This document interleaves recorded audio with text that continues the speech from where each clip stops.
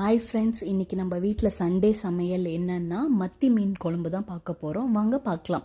ஒரு பானால் வச்சு அதில் கொஞ்சமாக மிளகு சீரகம் போட்டு கொஞ்சமாக பொரிஞ்சு வந்த பேருக்கு 2 பச்சை மிளகா, கொஞ்சம் கொத்தமல்லி, சின்ன வெங்காயம், பூண்டு, கொஞ்சம் பெரிய வெங்காயமும் கட் பண்ணி வச்சுக்கிட்டேன். அது நல்லா கொஞ்சம் வதக்கி விட்டு இப்போ நம்ம அரைச்சி வச்சு குழம்பு வைக்க போகிறோம். அதுக்கு தான் இப்போ நம்ம பார்த்துட்ருக்கோம். கொஞ்சம் நேரம் நல்லா வெங்காயத்தெல்லாம் கொஞ்சம் வதங்கின பேருக்கு 2 தக்காளியை கட் பண்ணி வச்சுருந்தேன். அதையும் போட்டு அதையும் நல்லா கொஞ்சம் நேரம் வதக்கி விட்டுட்ட பேருக்கு மிக்ஸி ஜாரில் ஆறின பேருக்கு அரைச்சிட்டு வந்துடலாம்.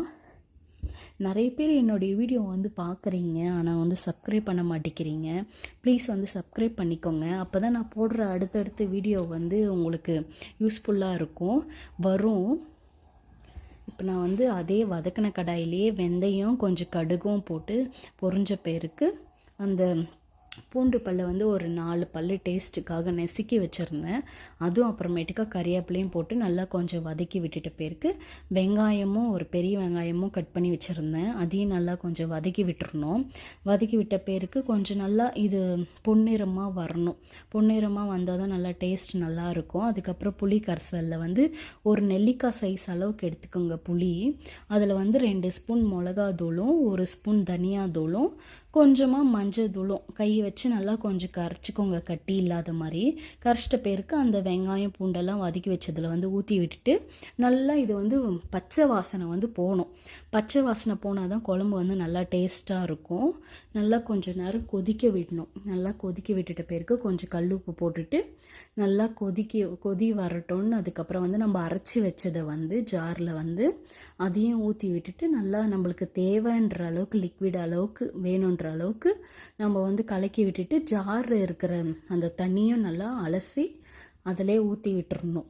பாருங்கள், நல்லா நம்மளுக்கு தேவைன்ற அளவுக்கு தண்ணி ஊற்றி விட்டுட்டு 4 பேர் சாப்பிட்லாம் இந்த குழம்புக்கு. அந்த அளவுக்கு நான் தண்ணி வேணுன்ற அளவுக்கு வச்சுருக்கேன்.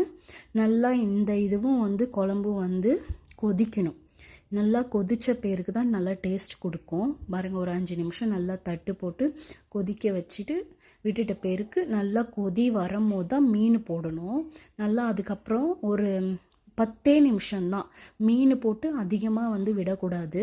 அதுக்கப்புறம் நம்ம ஆஃப் பண்ணிடணும். கேஸ் ஆஃப் பண்ணிட்டு அந்த சூட்டிலே வெந்துடும்.